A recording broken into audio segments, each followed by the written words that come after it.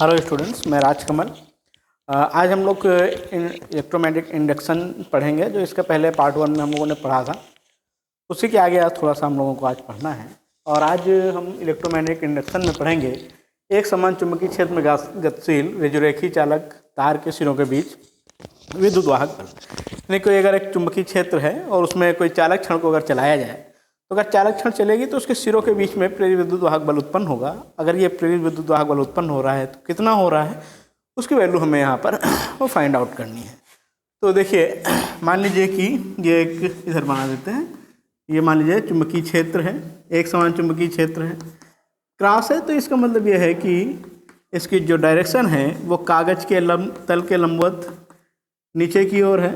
अगर यहाँ बोर्ड पे देखेंगे तो बोर्ड के तल के लंबवत अंदर की ओर है ना, ऐसे अंदर की तरफ है। और इस पर क्या है, कोई एक चालक क्षण है। मान लीजिए ये चालक क्षण का नाम कुछ लिख देते हैं, लिख लेते हैं। मान लीजिए पी क्यू कोई चालक क्षण है, और ये क्या है, इसमें इस दिशा में चल रही है, इधर वी वेग से अगर मान लीजिए चलाई जा रही है। तो अगर चलाएंगे तो इसके सिरों के बीच प्रेरित विद्युत वाहक बल अगर उत्पन्न होगा तो कितना हो रहा है उत्पन्न, उसकी हमें गणना करनी है।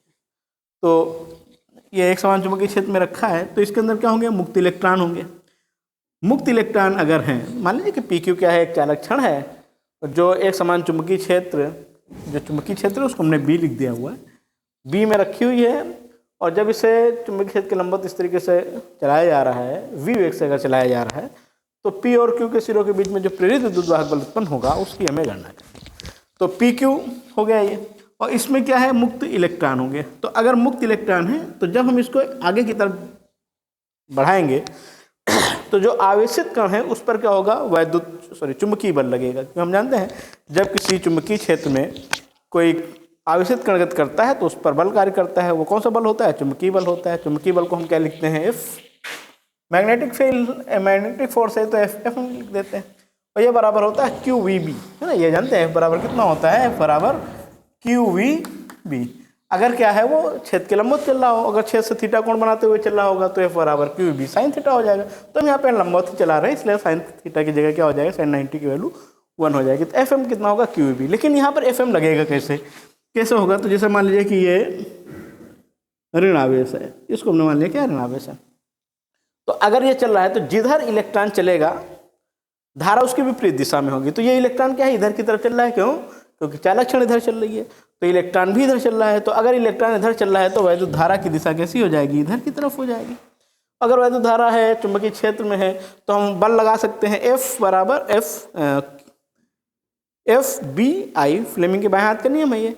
एफ क्या आएगा, ये फोर्स हो जाएगा, चुंबकीय बल हो जाएगा।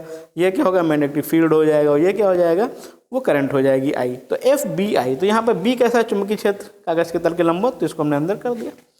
और आई क्या हो जाएगी, चालक, जिधर चालक चल रहा है, इलेक्ट्रॉन इधर चल रहा है, तो धारा इसके विपरीत दिशा में प्रवाहित होगी। तो इस उंगली को हमें क्या करना होगा, इस जो इलेक्ट्रॉन है धारा की दिशा में करनी होगी, तो धारा की दिशा ऐसे हो जाएगी। तो लगने वाला बल कैसा होगा, नीचे की तरफ। यानी इस इलेक्ट्रॉन पर जो लगने वाला बल हो जाएगा वो कितना हो जाएगा, इधर की तरफ। इस बल का नाम क्या लिख दें, एफ एम।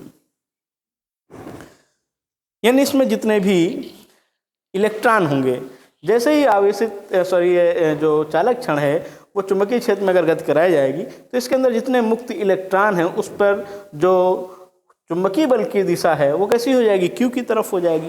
यानी इसके अंदर के जो इलेक्ट्रॉन हैं वो क्यू सिरे की तरफ आने लगेंगे। और जब क्यू सिरे की तरफ आएंगे तो जो क्यू सिरा है वो ऋणात्मक होने लगेगा, और इसके सापेक्ष जो पी सिरा है वो कैसा हो जाएगा, धनात्मक होने लगेगा। होगा कि नहीं होगा। यानी क्या हो जाएगा, इलेक्ट्रॉन है यहाँ पर, तो इसकी जगह पे यहाँ पर क्या मान लीजिए, धनायन हो जाएगा। धनावेश नहीं, क्या होगा, धनायन होगा। तो धन आयन पर जो लगने वाला बल होगा एफ एम कितना होगा, एफ बी आई। चुंबकीय क्षेत्र की दिशा अंदर की तरफ, जिधर धन आवेश चलेगा धारा उसी दिशा में चलेगी, है ना। तो लगने वाले बल की दिशा कैसी हो जाएगी, वो ऊपर की तरफ होगी, एफ एम। यानी निष्कर्ष निकलता है कि जब किसी चुंबकीय क्षेत्र में इस चालक क्षण को चलाएंगे, विवेक से अगर चलाते हैं, तो जो इलेक्ट्रॉन हैं वो क्यू सिरे की ओर जाने लगते हैं, और जो धनायन है वो पी सिरे की ओर जाने लगते हैं। इससे होता क्या है कि पी सिरा धनावेशित होने लगता है, और क्यू सिरा कैसा होता है, ऋणावेशित होने लगता है। अब एक सिरा धनावेशित हो रहा है, एक सिरा ऋणावेशित हो रहा है, तो इसका मतलब इन दोनों के बीच में मैग्नेटिक फील्ड जनरेट हो जाएगा, विभवांतर होगा यहाँ पर दोनों के बीच। विभवांतर के कारण क्या होगा, वैद्युत क्षेत्र उत्पन्न हो जाएगा।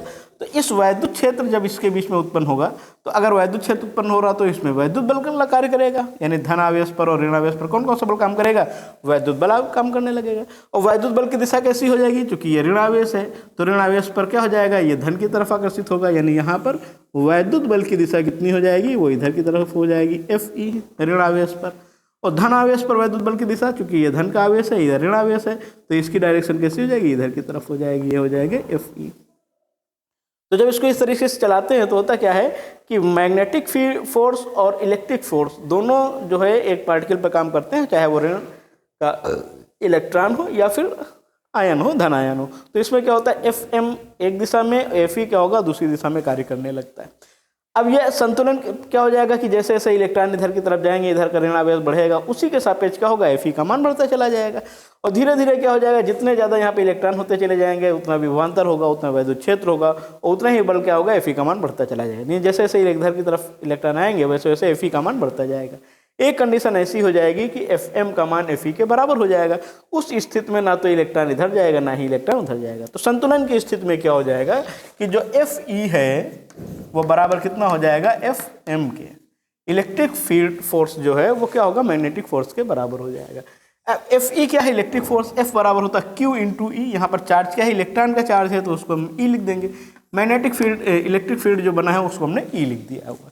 Fm क्या होगा, वो QEB होगा, तो Q की जगह पर तो E होगा, और V की जगह पर V रहेगा, और B की जगह पर B होगा। E से E कैंसिल हो जाएगा ना। और E क्या है, E है वैद्युत क्षेत्र। हम जानते हैं E बराबर क्या होता है, E बराबर होता है V/d। मान लीजिए जो चालक क्षण है ना, इसकी लंबाई हमने मान लिया L है। कितनी मान लिया है, ये L है। तो जहाँ पर D लिखा है उसकी जगह पे हम L लिख सकते हैं। तो E बराबर कितना हो जाएगा, V/L। हमें विभवांतर निकालना है प्रेरित विद्युत वाहक पर, तो यहाँ से E की वैल्यू कितनी आ जाएगी, V/L। तो E की जगह पर लिखेंगे V/L बराबर V इंटू B, और यहाँ से V का मान निकल आएगा VBL। तो इस तरीके से क्या निकलेगा कि जब हम किसी चालक छड़ को किसी एक समान चुंबकीय क्षेत्र में छेद के लंबवत रखकर उसे V वेग से चलाते हैं, तो उसके सिरों के बीच का जो विभवांतर जनरेट होता है, प्रेरित विद्युत वाहक बल बनता है, वो कितना होता है, V बराबर VBL। जहाँ V क्या है, वेलोसिटी है, B इसका क्या है, इलेक्ट्रिक फील्ड है, सॉरी मैग्नेटिक फील्ड है, L क्या है, ये जो चालक क्षण है इसकी लेंथ है। तो इस तरीके से V बराबर VBL। अगर मान लीजिए कि यह चुंबकीय क्षेत्र से थीटा कोण बनाते हुए चल रहा होता, तो अगर थीटा कोण बनाते हुए चलता तो यहाँ पर V Fm बराबर कितना होता, QVB साइन थीटा हो जाता। तो यहाँ पर अगर साइन थीटा होता तो यहाँ पर भी साइन थीटा हो जाता, तो यानी यहाँ पर भी कितना होता, साइन थीटा होता। तो अगर ये चुंबकीय क्षेत्र से थीटा कोण बनाते हुए चल रहा है तो प्रेरित विद्युत वाहक बल की वैल्यू कितनी हो जाएगी, VBL साइन थीटा हो जाएगी। तो इस तरीके से हम इसका डेरिवेशन कर लेंगे। क्षेत्र के लंबवत चल रहा है ये, और ये क्या है, चुंबकीय क्षेत्र से थीटा कोण बनाते हुए अगर चलेगा तो V बराबर VBL साइन थीटा होगा। तो एक समान चुंबकीय क्षेत्र में गतिशील रिजुरेखी चालक तार के सिरों के बीच प्रेरित विद्युत वाहक बल इस तरीके से हम लोग हल कर लेंगे। अब आगे इसमें पढ़ते हैं जरा।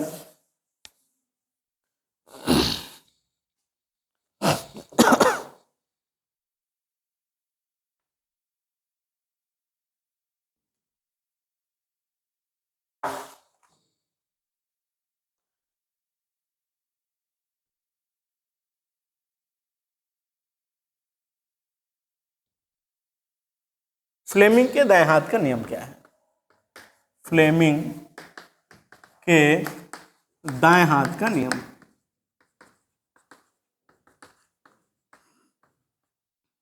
अब एक समान चुंबकीय क्षेत्र में चालक क्षण गति कर रही थी, प्रेरित विद्युत वाहक बल उत्पन्न हो रहा है, सर्किट अगर पूरा होता तो प्रेरित धारा उत्पन्न हो जाती।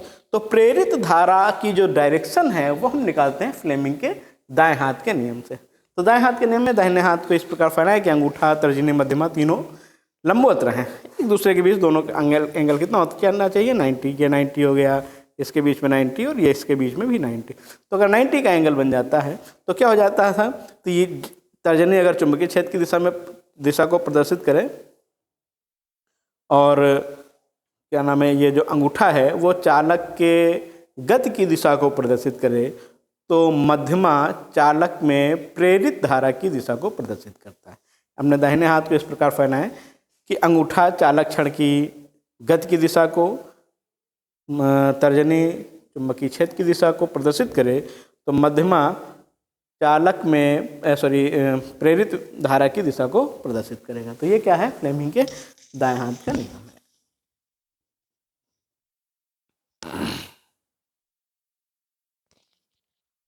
अगला देखिए, स्वप्रेरण, बहुत इंपॉर्टेंट है ये। क्या होता है स्वप्रेरण? म्यूचुअल इंडक्शन, नहीं सेल्फ इंडक्शन। क्या है? सेल्फ इंडक्शन पढ़ना है इसमें।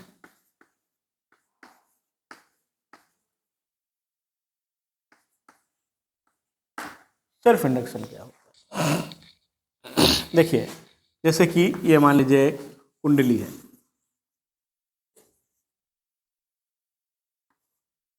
और ये मान लीजिए इसमें सेल लगा हुआ है, ये रिहोस्टेट लगा देते हैं, धारा नियंत्रक।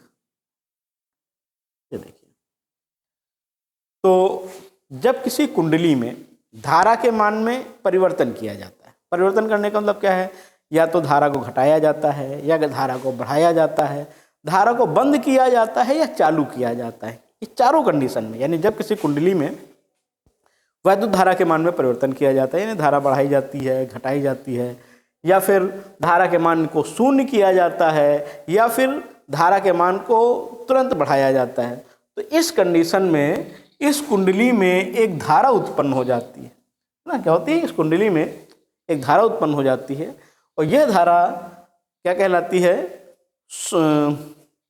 ये धारा उत्पन्न हो जाती है और ये घटना क्या कहलाती है? वह स्वप्रेरण कहलाती है ना। ये घटना क्या कहलाती है?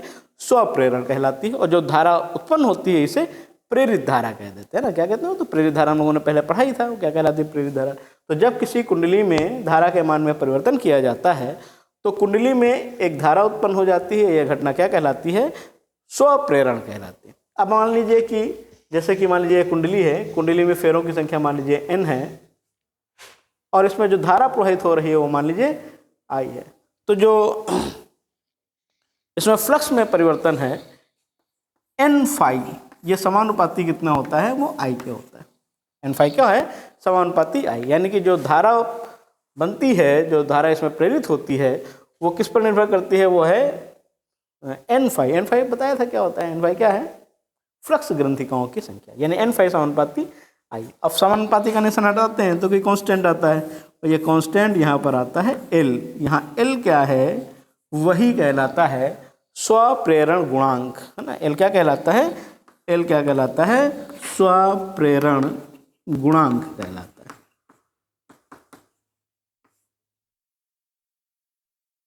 सेल्फ इंडक्टेंस, है ना। क्या कहलाता है? सेल्फ इंडक्टेंस कहलाता है। L क्या है? स्वप्रेरण गुणांक कहलाता है। अब यहाँ से अगर L की वैल्यू निकालना चाहें तो L बराबर कितना हो जाएगा?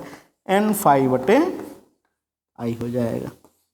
तो इस तरीके से हम स्वप्रेरण गुणांक को L से लिखते हैं और L बराबर n फाई बटे I होता है। तो स्वप्रेरण समझ में आया होगा क्या होता है? जब किसी कुंडली में धारा के मान में परिवर्तन किया जाता है, धारा घटाई जाए, बढ़ाई जाए, शून्य किया जाए या चालू किया जाए, तो क्या होता है कि उसमें एक धारा प्रवाहित होने लगती है। यह घटना कहलाती है स्वप्रेरण या सेल्फ इंडक्शन कहलाती है। और ये जो धारा प्रवाहित होती है, जो प्रेरित होने लगती है, ये निर्भर करती है फ्लक्स ग्रंथिकाओं की संख्या पर, यानी n फाई समानुपाती I होता है। समानुपाती निशान हटा देते हैं तो कांस्टेंट आता है, वो कांस्टेंट हमने क्या लिखा है? L लिखा है। यही L क्या कहलाता है? स्वप्रेरण गुणांक कहलाता है। यानी L की वैल्यू क्या होगी? n फाई बटे I होगी। और इसका मात्रक क्या होता है? इसका मात्रक हेनरी होता है। इसका मात्रक हेनरी, इसकी यूनिट क्या है? वो हेनरी है। अच्छा, अगर मान लीजिए I की वैल्यू 1 कर दें, यहाँ लिख देते हैं, यदि I की वैल्यू हमने कर दिया 1 एम्पियर, तो क्या होगा कि जो L है वो n फाई के बराबर हो जाएगा। इसका मतलब क्या है कि स्वप्रेरण गुणांक फ्लक्स ग्रंथिकाओं की संख्या के बराबर होता है, जबकि कुंडली में धारा परिवर्तन की दर एकांक हो, है ना। क्या हो? कुंडली में धारा परिवर्तन की दर एकांक हो। यदि किसी कुंडली में धारा परिवर्तन की दर एकांक हो तो कुंडली का स्वप्रेरण गुणांक कुंडली की फ्लक्स ग्रंथिकाओं की संख्या के बराबर होता है, और L बराबर क्या होगा? वो n फाई हो जाएगा। तो इस तरीके से इसकी ये भी परिभाषा लिखते हैं स्वप्रेरण गुणांक की, यदि किसी कुंडली में धारा परिवर्तन की दर एकांक हो तो कुंडली का स्वप्रेरण गुणांक कुंडली की फ्लक्स ग्रंथिकाओं की संख्या के बराबर होता है, यानी L बराबर N5/I। इसको ऐसे भी लिख सकते हैं। और देखिए तो मिटा देते हैं, इसको और थोड़ा सा हल कर सकते हैं।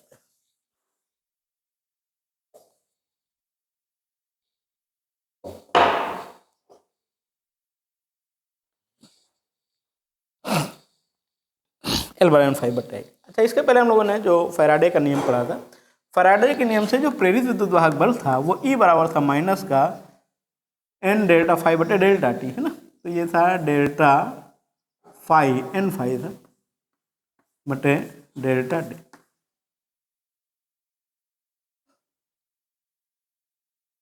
E बराबर क्या था, माइनस का N डेल्टा फाई बटे डेल्टा टी था। तो यहाँ पर जहाँ पर N5 लिखा हुआ है वहाँ पर हम Li लिख सकते हैं। क्या लिख सकते हैं, जहाँ पर लिखा हुआ है, क्योंकि हम जानते हैं कि यहाँ से N5 बराबर कितना होगा, N5 बराबर L इंटू आई यानी Li।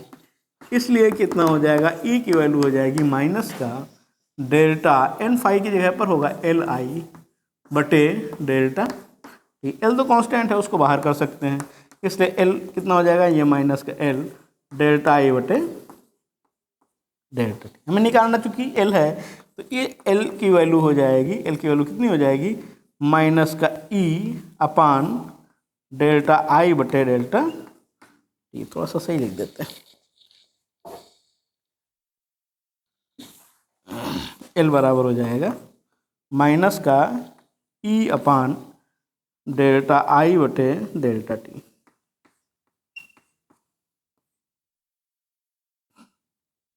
तो यहाँ से भी हम इस लिख सकते हैं कि ये क्या है, सेल्फ इंडक्शन हो जाएगा, स्वप्रेरण गुणांक हो जाएगा, और स्वप्रेरण गुणांक L बराबर क्या होगा, माइनस का E अपान डेल्टा I बटे डेल्टा टी। अब इसकी परिभाषा कैसे निकालेंगे, अगर हम यहाँ पर कर दें, यदि डेल्टा I बटे डेल्टा टी इसकी वैल्यू अगर हम 1 कर दें, यानी धारा में परिवर्तन की दर एकांक हो, तो L बराबर कितना हो जाएगा, वो हो जाएगा माइनस E के।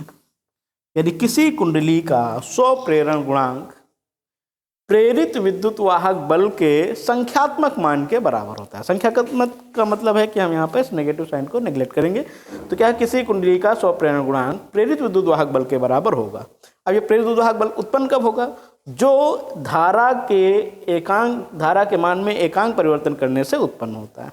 तो किसी कुंडली का स्वप्रेरण गुणांक कुंडली में प्रेरित विद्युत वाहक बल के बराबर होगा, जो कुंडली में धारा के एकांक मान में परिवर्तन करने से उत्पन्न होता है। या फिर इसको ऐसे भी कह सकते हैं, किसी कुंडली का स्वप्रेरण गुणांक प्रेरित विद्युत वाहक बल के संख्यात्मक मान के बराबर होता है, जबकि कुंडली में धारा परिवर्तन की दर एकांक हो। हालांकि ये ठीक नहीं रहेगा, धारा परिवर्तन की दर एकांक होने से ही इसमें विद्युत वाहक बल उत्पन्न हो रहा है। इसलिए कि यदि किसी कुंडली में किसी कुंडली का स्वप्रेरण गुणांक प्रेरित विद्युत वाहक बल के संख्यात्मक मान के बराबर होता है, जो कुंडली में धारा के एकांक परिवर्तन करने से उत्पन्न होता है, धारा के मान में एकांक परिवर्तन करने से उत्पन्न होता है। यानी L बराबर कितना हो जाएगा, E माइनस का E अपान डेल्टा I बटे डेल्टा टी। मात्रा क्या है इसका, हेनरी। तो इस तरीके से हम लोग स्वप्रेरण गुणांक पढ़ लेंगे। तो आज के लिए बस इतना ही रखते हैं।